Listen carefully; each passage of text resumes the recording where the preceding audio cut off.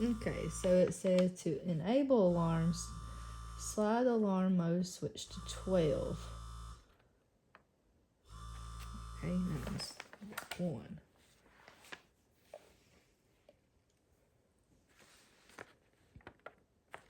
To enable alarm 2, slide the switch to AO2 position, which is 12.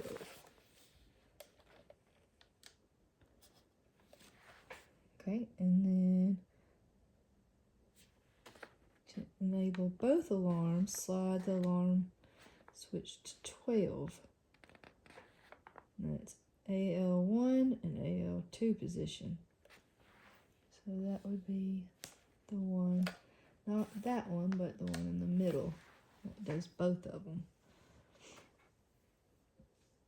To enable both alarms, slide the alarm mode to 12. Alright, it'll light up, so you got those two.